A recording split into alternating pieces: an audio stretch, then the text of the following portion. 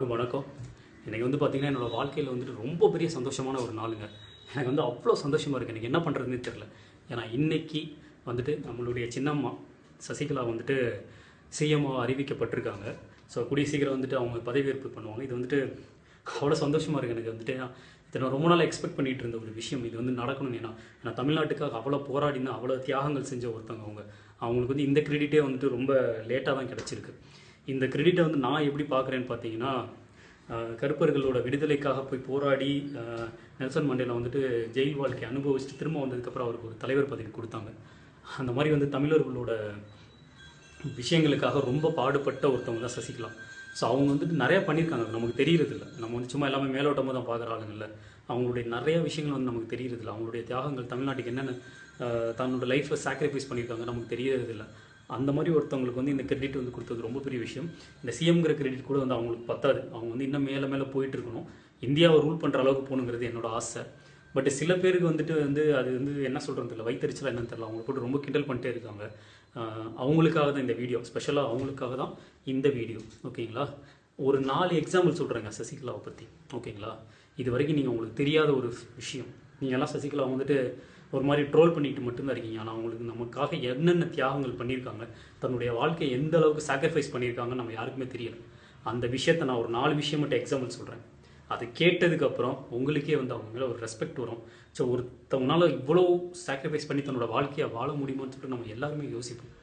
So மொதல் விஷயம், இப்போ ஒரு ரீசெண்டான விஷயத்த ஒன்று சொல்கிறேன். ஜல்லிக்கட்டு.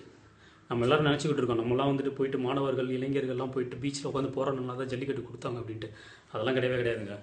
ஒரு ஒரு ஒரு 10 லட்சம் பேர், ஓகேங்களா, இப்போ ஒரு 3 நாள் 6 நாள் உண்ணாவிரதம் இருந்து போராட்டம், அமைதியான போராட்டம் ஜல்லிக்கட்டு கொடுத்துருவாங்களா? அது அவ்வளோ சாதாரண விஷயமா? அதெல்லாம் கிடையவே கிடையாது. ஜல்லிக்கட்டுக்கு நடந்ததுக்கு உண்மையான காரணம் சின்னம்மா. எப்படின்னு பார்த்தீங்கன்னா, நீங்கள்லாம் வந்துட்டு என்ன ஒரு 3 நாள் சாப்பிடாம இருந்திருப்பீங்களா அந்த விஷயத்தில்? வெறும் 3 நாள். அதில் கூட உங்களுக்கு அங்கங்கே சாப்பாடு கிடச்சிருக்கும், தண்ணி கிடச்சிருக்கும்.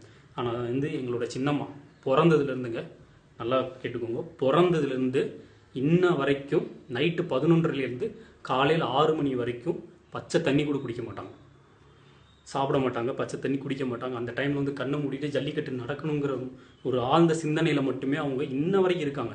நீங்கள்லாம் என்னங்க 3 நாள் இருந்துருக்கீங்க? பிறந்ததுலேருந்து நைட்டு 10லேருந்து காலையில் 6 மணி வரைக்கும் அவங்க சாப்பிட்டதே கிடையாது. இந்த விஷயம் வந்து பார்த்தீங்கன்னா உங்களுக்கு சொன்னால் நம்ப மாட்டீங்க.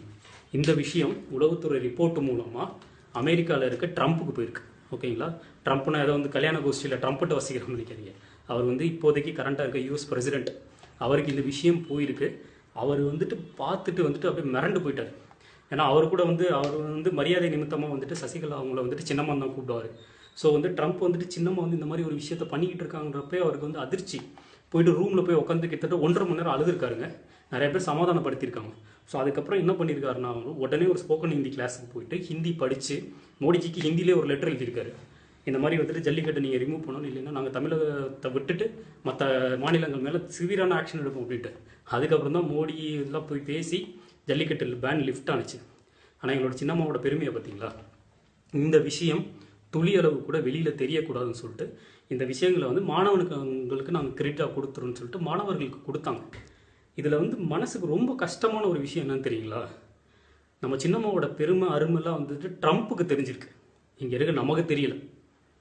2வது விஷயம், ஓகேங்களா, நீங்கள்லாம் நினச்சிக்கிட்டு இருக்கீங்க ஜெயலலிதா வந்து நல்லா ஒரு சினிமாவில் இருந்து கலைத்துறையில் இருந்து சேவை செஞ்சு அதுக்கப்புறம் வந்துட்டாங்க அப்படின்னு.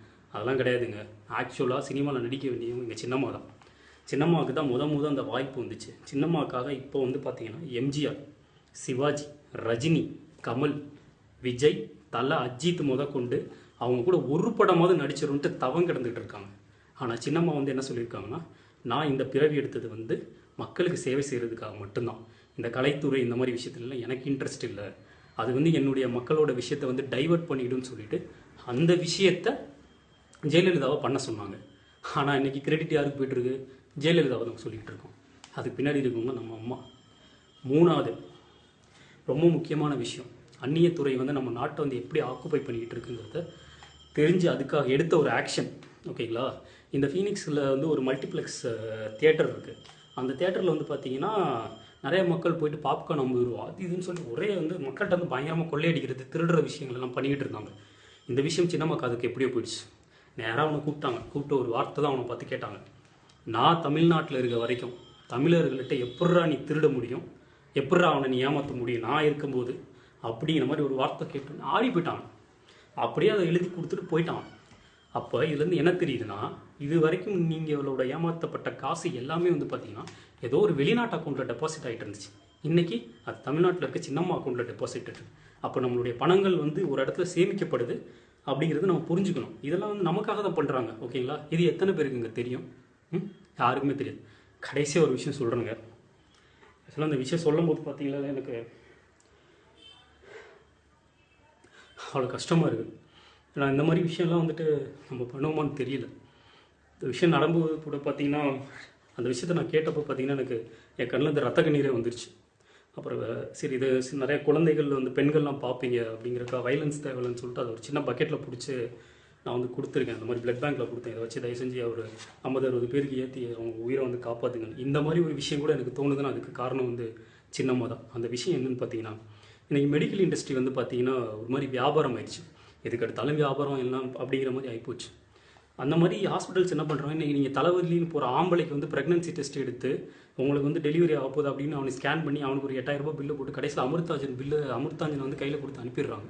அந்த மாதிரி வந்து கொள்ளையடிச்சிக்கிட்டு இருக்க ஹாஸ்பிட்டலை வந்து திருத்தணுங்கிறதுக்காக தன்னுடைய தோழிங்க எத்தனை பேருங்க இதுக்கு பண்ண முடியும்? தன்னுடைய தோழி நல்லா நடமாடிக்கிட்டு இருந்த ஒரு தோழியை நைட்டோட குண்டு கட்டாவை தூக்கி ஆம்புலன்ஸில் போட்டு எடுத்துகிட்டு போய் அப்போலோ ஹாஸ்பிட்டல் மாதிரி ஒரு ஹாஸ்பிட்டலில் ஒரு ப்ரைவேட் ஹாஸ்பிட்டலில் அட்மிட் பண்ணி 75 நாளுங்க நல்லா இருந்த ஒருத்தவங்களை சாகடித்து மக்களுக்கு புரிய வச்சுருக்காங்க. இந்த மெடிக்கல் இண்டஸ்ட்ரி வந்து பார்த்தீங்கன்னா உங்களை இப்படி நீங்கள் வந்து நம்ம செத்ததெல்லாம் கூட பெருசு கிடையாதுங்க. ஆனால் ஒவ்வொரு மக்களும் வந்து யோசிச்சாங்களா இல்லையா?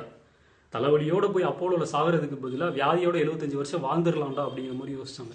அதுக்கப்புறம் அப்போலோவோட வந்து மொத்த விதமும் சரிஞ்சு போச்சு. அப்போலோக்கு யாருமே போகிறதில்ல அதுக்கப்புறம். இது நான் சொல்லலைங்க. இது வந்து செவ்வாய் கிரகத்திலேருந்து வந்து ஒரு உளவுத்துறை ரிப்போர்ட்டு அதில் போட்டிருக்காங்க இந்த விஷயத்தை. இது நமக்குலாம் தெரியாது. ஸோ நம்மளுடைய நாட்டு நலன்களுக்காக நம்மளுடைய விஷயங்களை இதை உணரணுங்கிறதுக்காக ஒரு நாட்டோட சிஎம், நாடு கிடையாதுங்க மாநிலம், ஒரு மாநிலத்தோட சிஎம் எடுத்துகிட்டு போய் அதுவும் தன்னுடைய தோழிங்க அதை நினைக்கும் போது எனக்கு ரொம்ப கஷ்டமாக இருக்குது. நம்ம எத்தனை பேர் நம்ம ஃப்ரெண்டு அந்த மாதிரிலாம் பண்ணுவோம்னு தெரில. தன்னுடைய தோழியை எடுத்துகிட்டு போய் அவங்கள சாகடித்து நமக்கு ஒரு செய்முறை விளக்கம் கொடுத்துருக்காங்க. ஏன்னா நம்மளாம் முட்டா பசங்க, நமக்குலாம் சொன்னால் மண்டையில் ஏறவே ஏறாது. அதான் செஞ்சு காட்டினா தான் ஏறும். அப்படிப்பட்ட ஒருத்தவங்க அவங்கள மாதிரி ஒரு விஷயத்தை வந்துட்டு எப்படி அவங்களெல்லாம் வந்துட்டு அவங்களால கிண்டல் பண்ண முடியுது? உட்காந்து பீச்சில் உட்காந்து சொல்லிட்டு இருக்காங்க, ஆயம்மா நீ எல்லாம் சீயம்மான்ட்டு. இந்த மாதிரி விஷயங்களை யாருமே பண்ண முடியாதுங்க. உங்களுக்கு இதெல்லாம் ஏன் வந்துட்டு சசிகலா பண்ணுறாங்கன்னு உங்களுக்கு சத்தியமாக புரியாதுங்க.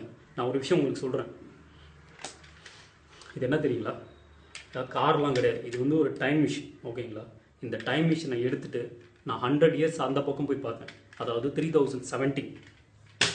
அங்கே தமிழ் இனம்னு ஒரு இனமே கிடையாது. ஓகேங்களா? ஆனால் தமிழ் இனம்னு ஒன்று இருந்துச்சுன்னு சொல்லிட்டு அவங்கள மியூசியத்தில் வச்சுருக்காங்க. ஓகேங்களா? அந்த மியூசியத்தில் இருக்க வந்து அந்த தமிழ் இனத்தோட அந்த ஸ்கெல்டன் வந்து எப்படி இருக்குன்னு பார்த்தீங்கன்னா ஒரு நிமிஷம் இருங்க.